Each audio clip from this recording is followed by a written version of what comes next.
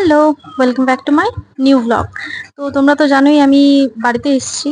তো আজকে হচ্ছে সেকেন্ড দিন, মানে আজকে লাস্ট দিনও একদিক দিয়ে। আজকে বাড়ি যাওয়ারও পালা, রাতেবেলা চলে যাব বাড়ি। যেহেতু আজকে জানোই সবাই, আজকে হচ্ছে সানডে, তাই জলখাবার স্পেশাল তো হয়ই। আজকে জলখাবার দেখো, তরকারি বানিয়েছে আর হচ্ছে লুচি। আর কালকের অনেকগুলো মিষ্টি ছিল, রাখি বন্ধন মানেই তো মিষ্টি। তো অনেকগুলো মিষ্টি ছিল, সেই মিষ্টি তারপর সেওয়াই ছিল। চাটা খেয়ে নিলাম আগে, তারপর জলখাবার দেখো এই যে লুচি, আলু তরকারি, সেওয়াই, মিষ্টি, এগুলো দিয়ে জলখাবারটা করে নিলাম। তারপর ওদিকে মা দেখি রান্না করছে, আমি তার জন্য একটু হেল্প করতে চলে গেলাম। তো করবে হচ্ছে আজকে ফ্রাইড রাইস, মাংস। তো ফ্রাইড রাইসের জন্য আজকে আমি বিনস আর গাজর কেটে দেওয়ার চেষ্টা করলাম প্রথমে চাকু দিয়ে। তো পরে দেখলাম না ভাই, আমি চাকুর মানুষ না, আমি হচ্ছে বটি দিয়ে কাটার মানুষ। তো বটি দিয়ে লেগে পড়লো, আমি চাকু দিয়ে পারি না। তোমরা কে কে পারো জানি। এই যে এগুলো কি বলো তো, এগুলো হচ্ছে বরবটি। তো মাকে বললাম, মা এগুলো কেন দিয়েছো? তো মা বললো এগুলো দিয়ে দে, দুটো দিলে কিছু হবে না। তো আমি বললাম এগুলো তো বরবটি। তো বললো এগুলো তো বিনসির মতন দেখতে, বিনসি তো।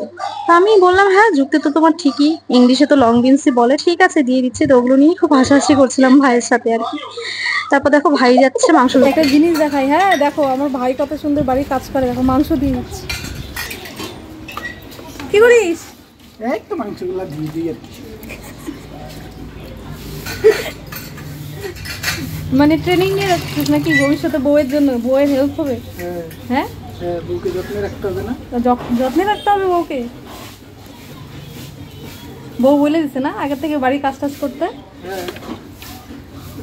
বাবা ছিটাও না, মামা করে না।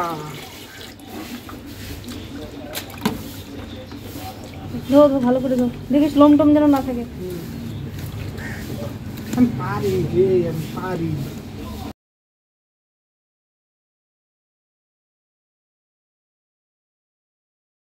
তারপর দেখো আমাদের খাওয়া দাওয়া তো শেষ। তারপর আমার ছোট ছেলের খাওয়াটা রেডি করছিলাম, ওকে খাওয়াতে হবে। ওকে খাওয়াতে আজকে অনেকটা দেরি হয়ে গেছে, লেট হয়ে গেছে, ভুলেই গেছিলাম।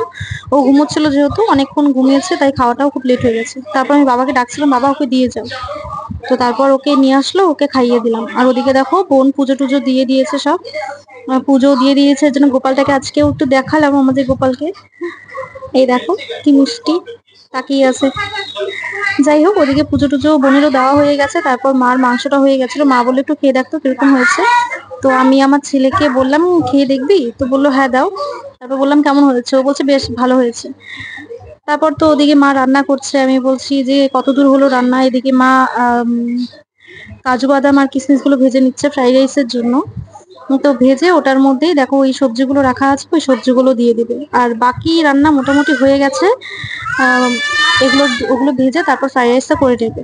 এখানে দেখো করেছে কালকে তোমাদেরকে যেটা দেখিয়েছিলাম, মুড়ি ঘন্টর মতো পটল আর আলু দিয়ে করেছিল যেটা, সেটা আজকে করেছে। কালকে সবার খুব ভালো লেগেছে দেখে। আর হচ্ছে এদিকে মাটন করেছে আলু দিয়ে। আর ফ্রাইড রাইস তো হবেই, ফ্রাইড রাইসের জন্য ওই যে প্রিপারেশন মানে হচ্ছে আর কি। আর ওদিকে দেখো ফ্রাইড রাইসটা যখন হয়ে যাবে তখন দেখিয়ে দেবো একবার। এই যে এই দেখো ফ্রাইড রাইসও হয়ে গেছে, এই যে স্যালাড, তারপর খাওয়ার পালা। এই যে দেখো তারপর খাওয়া দাওয়া কমপ্লিট, সবাই একটু ঘুমু টুমু দেবো। আজকে আমার ভয়েস ওভারে অনেক আওয়াজ আসছে, অনেক বাচ্চা কাচ্চা আছে আমাদের বাড়িতে, অনেক গেস্ট এসছে। আজকের জন্য এটুকু। ব্লগ দেখো, ভালোবেসো, টাটা।